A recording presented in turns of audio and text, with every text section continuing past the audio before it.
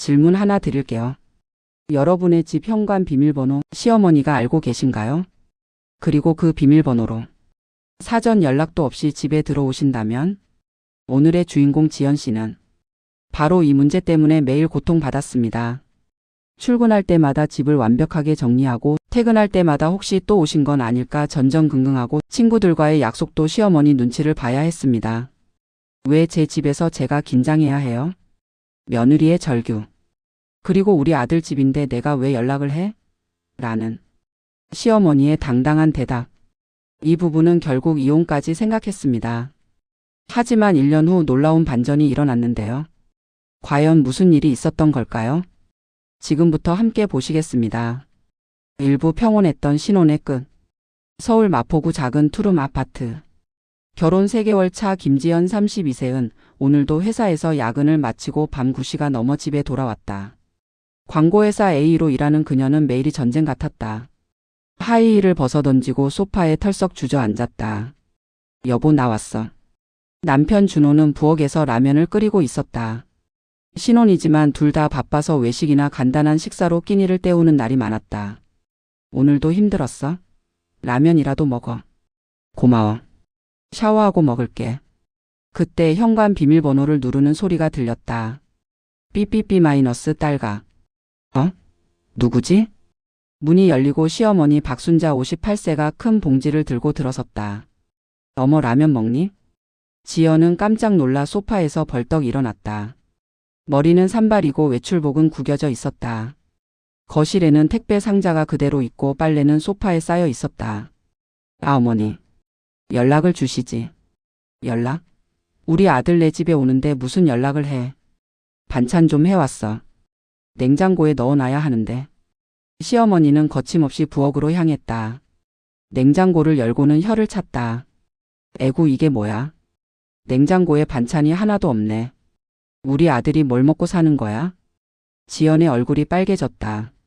어머니, 저희 바빠서 주로 밖에서. 밖에서? 매일 사 먹으면 몸이 어떻게 되겠어?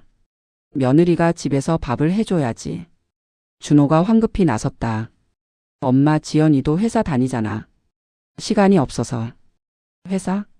결혼했으면 집안 살림도 챙겨야지. 요즘 며느리들은 다 이래? 첫 번째 깜짝 방문. 지연은 그날 밤 잠을 이루지 못했다. 2부 반복되는 악몽. 그 후로 시어머니의 깜짝 방문은 일주일에 한두 번씩 반복됐다. 어느 토요일 오전 10시.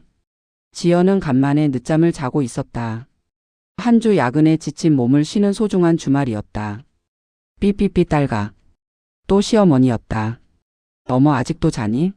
벌써 10시인데. 아침은 먹었니? 잠옷 차림에 맨 얼굴인 지연은 당황했다. 어머니, 주말이라 좀 늦게. 주말에도 일찍 일어나야지. 몸이 망가져요. 우리 준호는? 아직 자고 있어요. 뭐? 우리 아들도 아직 자? 며느리가 깨워야지. 시어머니는 안방으로 성큼성큼 걸어가 불을 켰다. 준호야, 일어나. 엄마 왔어. 아침 먹어야지. 지연은 자기 집인데 자기가 초대받지 못한 손님이 된 기분이었다. 시어머니는 냉장고를 다시 확인했다. 지난번에 갖다 준 반찬은 다 먹었네. 김치는? 김치도 제대로 담가 놨어야 하는데. 어머니, 저희 김치는 사 먹어요. 사 먹어? 김치를? 에구, 우리 아들이 제대로 된 김치 맛도 못 보겠네.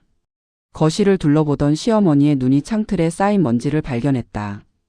여기 청소는 언제 했어? 먼지가 이렇게 쌓였는데.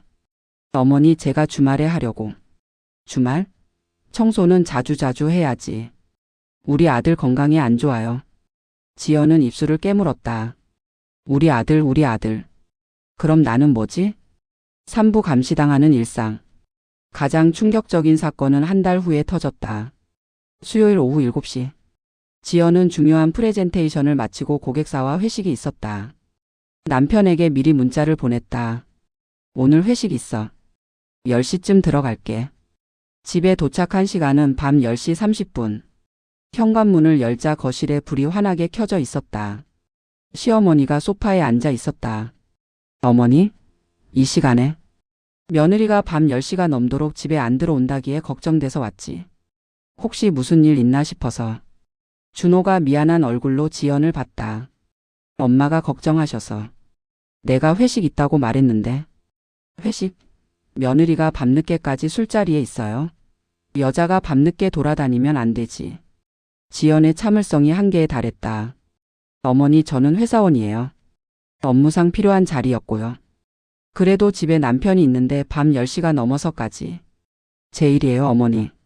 그리고 왜 저희 집 비밀번호를 아세요? 순간 정적이 흘렀다. 시어머니의 얼굴이 굳었다. 비밀번호? 우리 아들이 알려줬어. 급할 때 들어가라고. 지연은 준호를 쳐다봤다. 준호는 고개를 숙였다. 준호 씨, 미안해. 엄마가 혹시 급한 일 있을 때? 그럼 저한테 상의를 하셨어야죠. 지연의 목소리가 높아졌다. 시어머니는 눈을 크게 떴다. 어머, 며느리가 시어머니한테 목소리를 높여? 이게 요즘 젊은 사람들 예의야? 예요? 사전 연락도 없이 남의 집에 함부로 들어오시는 게 예의예요. 남의 집? 우리 아들 집이 남의 집이야? 어머니한테는 아들 집일지 몰라도 저한테는 제 집이에요. 제 사생활이에요. 지연은 방으로 들어가 문을 쾅 닫았다. 시어머니는 충격받은 얼굴로 서 있었다. 준호야. 내 마누라가 지금. 준호는 난감한 표정으로 중간에 끼었다. 사부 쌓여가는 상처. 그날 이후 지연은 집에 오는 게 두려워졌다. 언제 시어머니가 또 들이닥칠지 몰라 항상 긴장했다. 출근 전에는 집을 완벽하게 정리했다. 설거지는 하나도 남기지 않고 빨래는 모두 개서 넣고 바닥은 물걸레로 닦았다. 냉장고는 항상 반찬으로 채워놨다. 회사에서도 집중이 안 됐다. 혹시 또 시어머니가 집에 와 있지 않을까, 뭘 또 체크하고 있지 않을까 걱정됐다. 지연아, 괜찮아? 요즘 얼굴이 안 좋아 보여. 동료 수진이 걱정스럽게 물었다. 응. 그냥 좀 피곤해서. 혹시 시댁 문제? 결혼하면 다들 그런 거 있잖아. 지연은 눈물이 날 것 같았다. 어느 금요일 저녁. 지연은 친구들과의 저녁 약속이 있었다. 오랜만에 대학 동기들을 만나는 자리였다. 남편에게 미리 말했고 준호도 흔쾌히 허락했다. 그런데 준호에게서 문자가 왔다. 여보, 미안한데. 엄마가 지금 집에 와 계셔. 반찬 갖고 오셨는데 너도 빨리 들어와서 인사하고 가면 안 될까? 지연은 손이 떨렸다. 친구들은 벌써 식당에서 기다리고 있었다. 친구들이랑 약속 있다고 말했잖아. 알아? 근데 엄마가 며느리 얼굴 보고 싶다고. 나 지금 가고 싶지 않아. 제발. 조금만 들렀다가. 엄마 기분 상하시면 또 어떻게 돼? 지연은 친구들에게 미안하다는 문자를 보내고 집으로 향했다. 현관문을 열자 시어머니가 활짝 웃으며 맞이했다. 아이고, 우리 며느리. 친구들 만나러 가는데 얼굴이라도 보고 가야지. 어디 가는데? 대학 동기들이요. 아, 그래? 일찍 들어와야 해. 여자가 밤늦게 돌아다니면 안 되는 거 알지?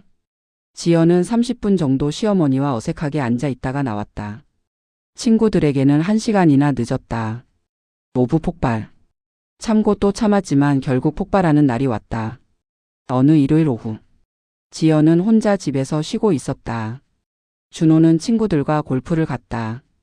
드라마를 보면서 간만에 편안한 시간을 보내고 있었다. 삐삐삐 딸가. 또 시어머니였다. 이번에는 집 청소하실 분까지 데리고 왔다. 준호 없어? 집 청소 좀 시키려고 아줌마 모시고 왔는데. 어머니. 청소요? 제가 하는데요. 며느리가 직장 다니면서 어떻게 청소를 제대로 해. 아줌마 시켜서 한번 제대로 해야지.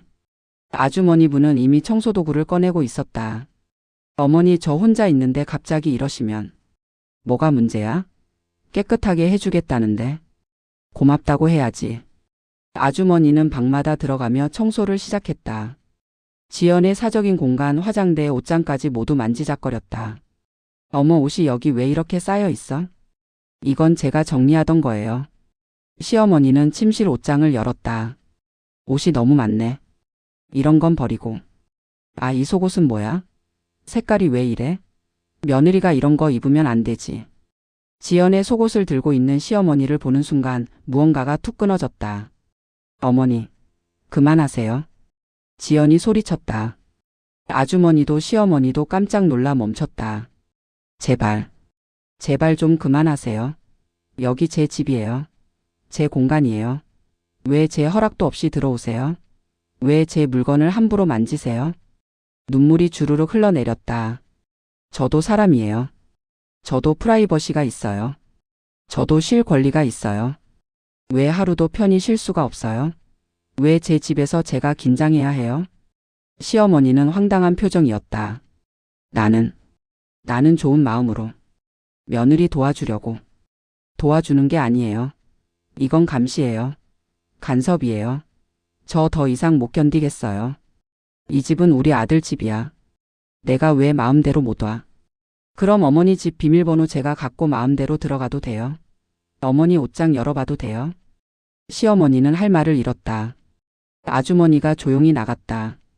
시어머니도 가방을 들고 나가려다 돌아서며 말했다. 내가 뭘 잘못했다고.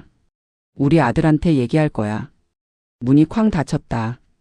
지연은 바닥에 주저앉아 한참을 울었다. 육부 준호의 선택. 밤 10시 준호가 돌아왔다. 얼굴이 심각했다. 여보, 엄마한테 전화 왔어. 내가 소리를 질렀다고. 응, 질렀어. 지연은 담담하게 대답했다. 왜 그랬어? 엄마가 도와주려고 한 건데. 도와주는 게 아니었어. 나는 감시당하고 평가받고 통제당하는 기분이었어. 그래도 엄마잖아. 좀 참지. 얼마나 더 참아? 나 결혼하고 단 하루도 편하게 쉬어본 적 없어. 항상 긴장하고 항상 완벽해야 하고. 준호는 한숨을 쉬었다. 엄마는 원래 그런 분이야. 우리 걱정돼서 그러시는 거야. 그럼 나는? 내 감정은? 내 생활은? 그래도 부모님인데. 부모님이면 며느리한테 뭘 해도 되는 거야? 나도 누군가의 소중한 딸이야. 준호는 침묵했다. 준호 씨, 당신은 내 편이 아니야. 계속 엄마 편만 들잖아. 나도 힘들어. 엄마와 너 사이에서. 힘들면 선택해. 엄마와 나 누구 편이야? 왜 꼭 편을 가르려고 해? 당신이 편 안 가르면 내가 가를게. 나 이혼할 거야. 준호의 눈이 커졌다. 뭐? 이혼? 응. 이렇게 살 수 없어. 내 집에서 내가 손님처럼 눈치 보며 사는 결혼 생활 나는 못해. 7부 변화의 시작. 그날 밤 준호는 잠을 이루지 못했다. 새벽 2시 아내의 잠든 얼굴을 보며 생각했다. 내가 뭘 놓치고 있었지?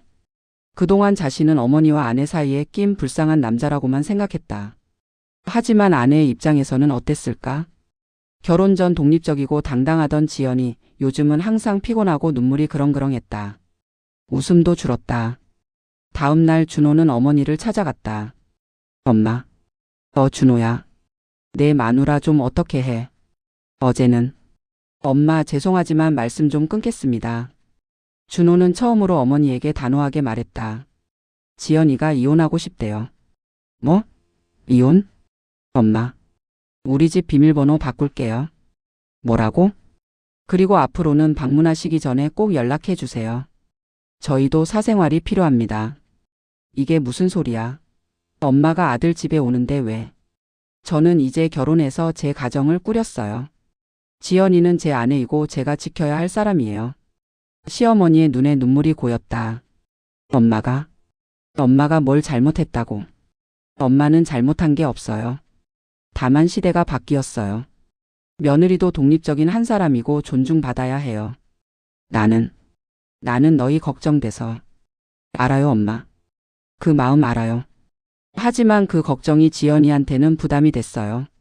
준호는 어머니의 손을 잡았다. 엄마, 일주일에 한 번 함께 저녁 먹어요.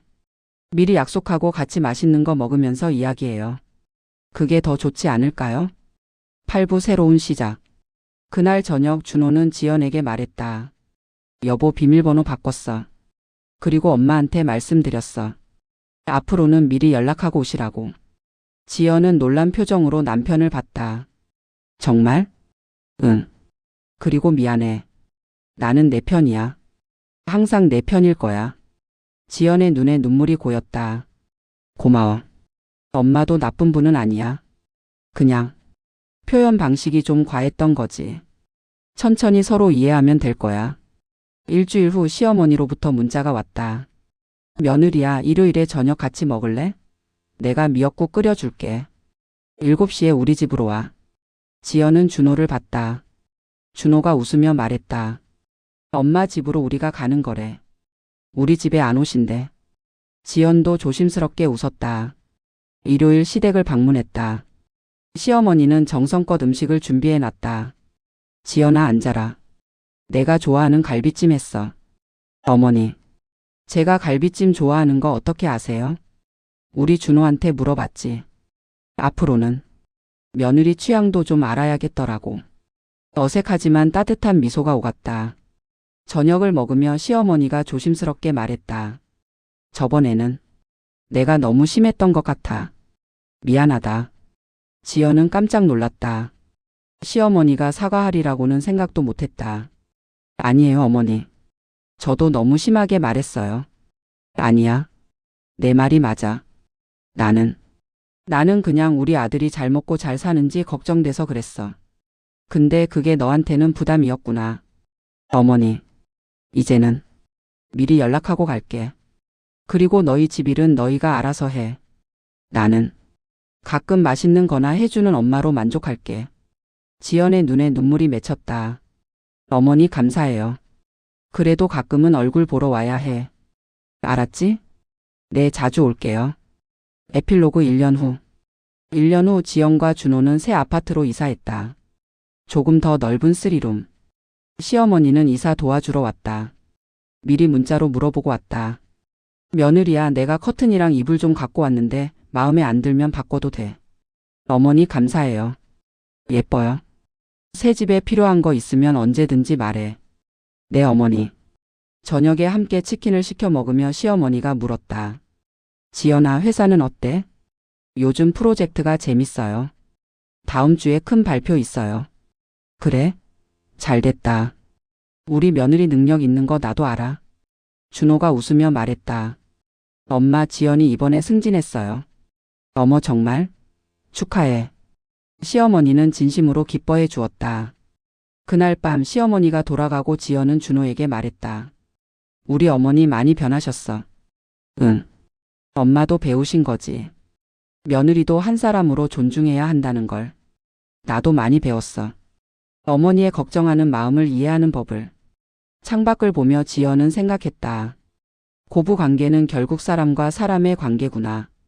완벽할 순 없지만 서로 노력하면 조금씩 나아질 수 있어. 현관문 비밀번호는 이제 시어머니도 알고 있다. 하지만 절대 무단으로 사용하지 않는다. 대신 일주일에 한 번 미리 약속하고 함께 저녁을 먹는다. 그리고 가끔 지연이 먼저 시어머니께 연락한다. 어머니, 이번 주말에 저희 집에서 저녁 드실래요? 제가 파스타 해드릴게요. 뭐, 우리 며느리가 요리를? 그래, 갈게. 나는 케이크 사갈게. 서로를 향한 작은 배려들이 쌓여 이제는 편안한 관계가 됐다. 완벽하지는 않다. 가끔 의견 차이로 부딪힐 때도 있다. 하지만 이제는 대화로 풀어간다. 서로의 경계를 존중하면서 가족이라는 이름으로 함께 걸어간다.